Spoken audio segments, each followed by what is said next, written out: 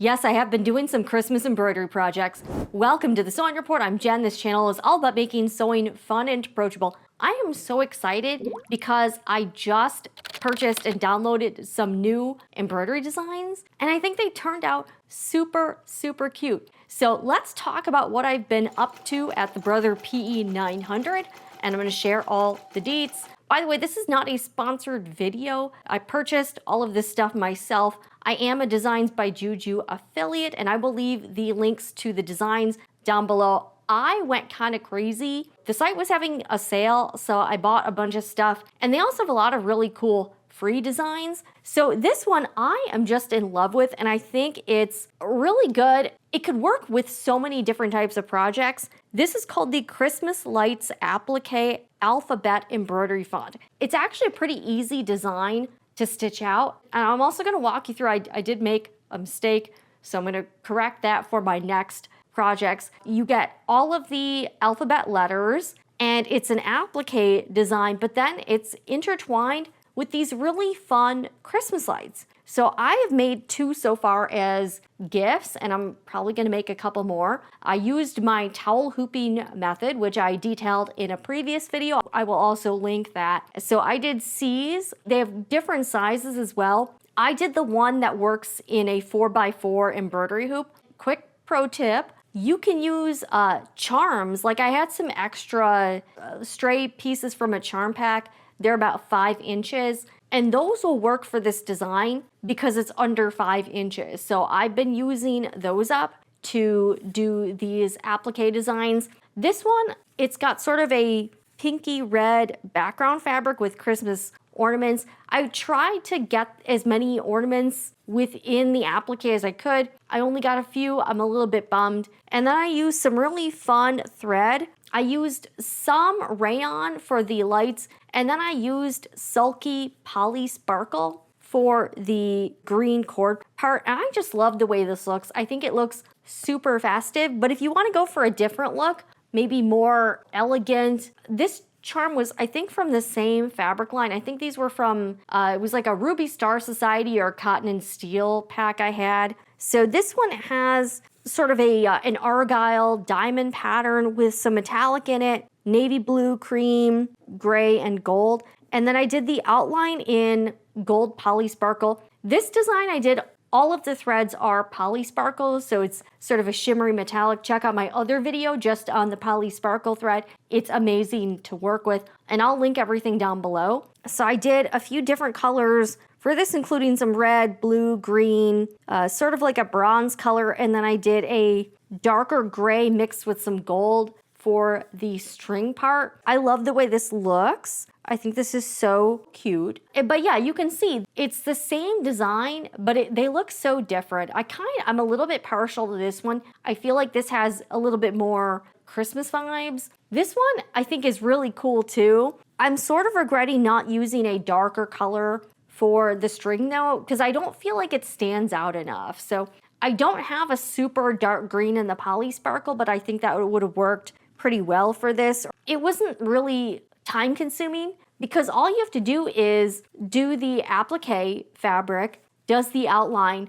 And the nice thing about this design is that there weren't a lot of thread jumps. So this one has a ton of jump stitches just because there are so many different separate elements. This one really didn't because it would stitch out the little light bulb. And then the genius thing about this design is because it's literally a string of lights, it just keeps going down here, doing another one, and then the last step is just to do the overlying cord color, and it kind of covers up the previous lines of stitching. So I thought this was a fairly genius design, just the way, was laid out, just because you really don't have a lot of jump stitches. Now, I will say, this is the Heirloom Christmas tree design, and this also comes in a few different sizes. I did this all in poly sparkle thread. This came out so cute. There are a lot of thread changes, a little bit more hassle to stitch out just because you had to keep switching out the thread every 2 minutes or something.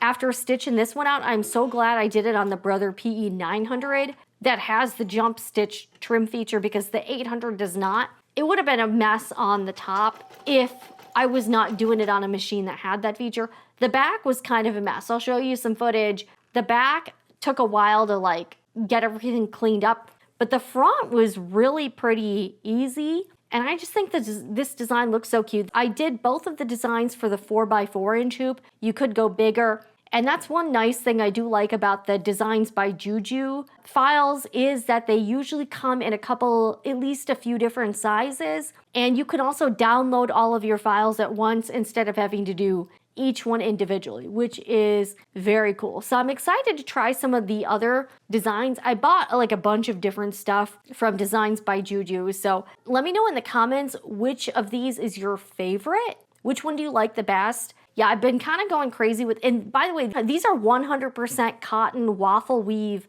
towels. Great size. I got these from Amazon and I thought they were a pretty good deal. I'll link those as well. So there is one mistake I made and I do want to be pretty transparent about that. So when I'm doing towels, I will do tearaway stabilizer in the back. I'll float the towel over the hoop, use some temporary spray adhesive, and then I'll put water soluble topper over everything and I'll hold it in place with sew tights. And here's where I kind of went wrong. I think it'll be okay for these, but just moving forward, I just have to keep that in mind. So on the back of my applique fabric, I fused some Heat and Bond light to it with sort of the idea that after I stitch this out, I would heat set this so that the fabric fuses with the towel. But what I kind of forgot about is that in between the Heat and Bond light and the towel, I have a layer of the water soluble topper, and so it won't actually fuse to the towel. So when I'm doing other projects using an applique design, once you do like the placement stitch, put your fabric down, and then it does the tack down stitch, then you cut away all the fabric. In between those steps, after I do the placement stitch and before I put down the fabric, it'll stitch down the water soluble topper and I have to remember to remove the topper from inside the applique. Otherwise, it's gonna be a problem later on. So that's the one mistake I made and I wanted to warn you.